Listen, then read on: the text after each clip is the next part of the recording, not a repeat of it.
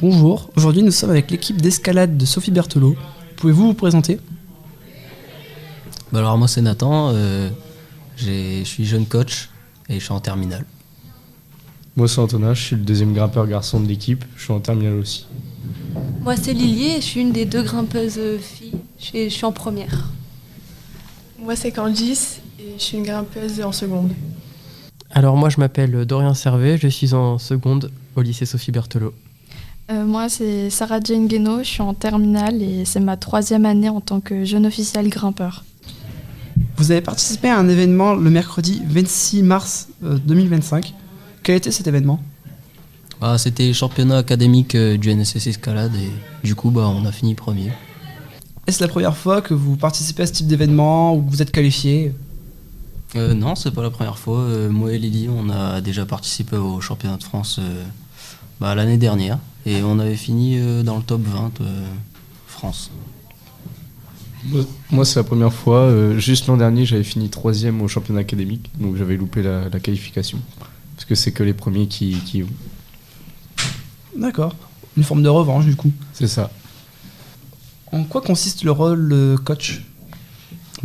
Coach, en fait, c'est d'aider les grimpeurs quand on est en bas du mur, en fait, pour leur montrer un petit peu les mouvements qu'il faut faire, les accompagner dans leur recherche, etc.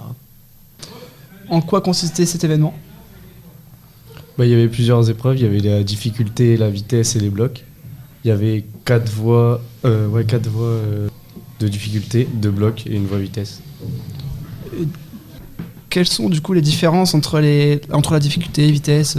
Quelles sont les grandes différences de ces voies ? C'est pas la même façon de compter les points et c'est 3 épreuves qui sont complètement différentes. Dans la vitesse, le but c'est d'aller plus vite.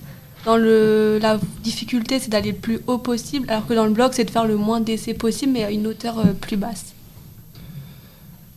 C'est votre ressenti sur l'événement ? Comment ça s'est passé ? Franchement ça s'est bien passé, juste à attendre des résultats c'était stressant, parce qu'on était surpris d'être promis. Ok, donc vous avez réussi à vous qualifier. C'est ça. Donc quelle serait la suite potentielle des choses ? Aller au championnat de France à Briançon et essayer de faire un bon classement dans le classement établissement. Comment vous a paru la difficulté de l'événement ? La difficulté, en vrai, elle évolue au fur et à mesure des épreuves. Par exemple, on a 2 blocs, donc un bloc qui est plus facile et le deuxième un peu plus difficile. Et en fait, ça évolue, voie 1 c'est facile, voie 2 facile, voie 3 un peu plus dur. Et la 4e voie, on l'a pas top, donc forcément que c'est beaucoup plus dur, quoi. Durant l'événement, vous étiez jeune officiel. En quoi consiste ce rôle ? Alors concrètement, jeune officiel, c'est arbitrer les voies. Donc on est affecté, on a aussi un planning avec des rotations. On doit, par exemple de 10h à 11h, on va être sur une voie en difficulté, comme les grimpeurs vont l'expliquer. On peut être après sur une voie de vitesse et après sur des blocs. Et donc on doit être polyvalent, savoir tout juger. Comment s'est passé l'événement de votre côté ? Quelles sont les grosses différences avec les grimpeurs ? Qu'est-ce que vous avez pu faire ? Pour avoir commencé la compétition en grimpeur, puis être passé en jeune officiel, la seule difficulté, c'est le fait qu'on reste assis. Vous servez un peu d'arbitre durant l'événement, c'est ça ? C'est ça. Vous êtes coaché pour en arriver jusqu'ici ou... Oui, on a une formation, on suit une formation jeune officiel et à chaque compétition, on remplit un questionnaire pour valider, pour voir si on est en capacité d'arbitrer la compétition. Et comment faites-vous du coup pour vous former à cette formation, pour être prêt ? C'est notre prof de sport qui nous fait la formation jeune officiel justement. C'est 1 ou 2 semaines avant les districts. Les grimpeurs ont parlé de 3 épreuves différentes. Y a-t-il une différence de notation pour chacune d'entre elles ? Alors oui, d'un côté il y a les blocs. Donc les blocs, ça se fait sans baudrier, on n'est pas encordé parce que c'est plus proche du sol, c'est plus bas. Et on a 5 essais et on doit essayer d'aller le plus haut possible. Donc là c'est de la force, c'est souvent des petites prises ou des prises qui glissent.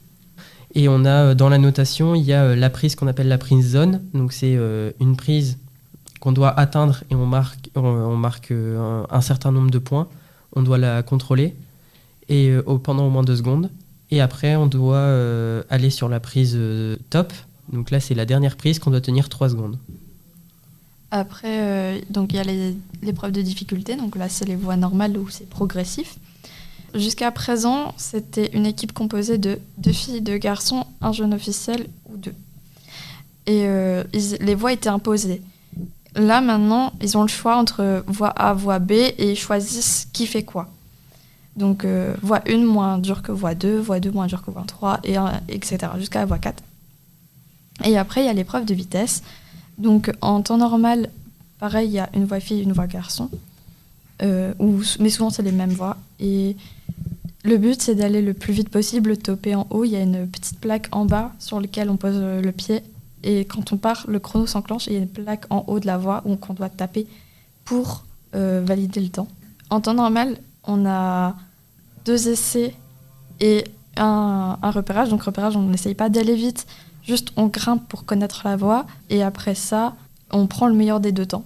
Ou alors, soit il y a un temps, donc c'est une rotation, l'équipe passe, donc les 4 grimpeurs passent, et ils alternent, et puis ils prennent le meilleur temps chacun individuel, puis voilà, ça crée le classement, ça crée le nombre de points.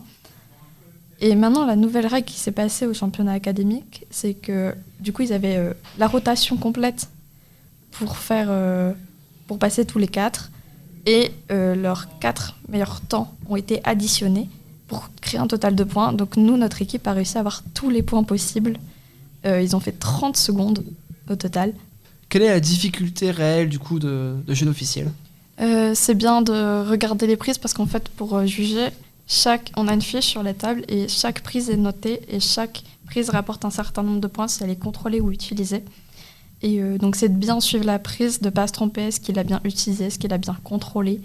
Et d'aussi tenir tête parce qu'il y a certains professeurs qui essayent de tricher pour faire couler d'autres équipes. Le plus dur, c'est de prendre une décision, d'être concentré, et quand on a une décision, on s'y tient, et c'est notre décision. Et vous êtes formé à ce rôle ? Non, il y a une formation qui nous est faite par notre prof de sport.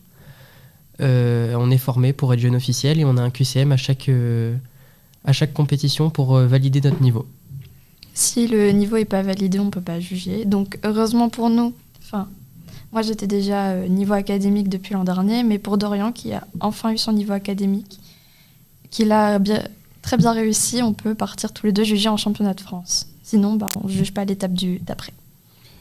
Et cette formation, elle n'est pas trop difficile ? Vous êtes accompagné pour la suivre ? On nous explique concrètement, c'est pas être accompagné ou pas, on nous explique les règles et on les apprend parce qu'il faut être polyvalent et connaître les règles dans tout ce qu'on juge. Je vous remercie.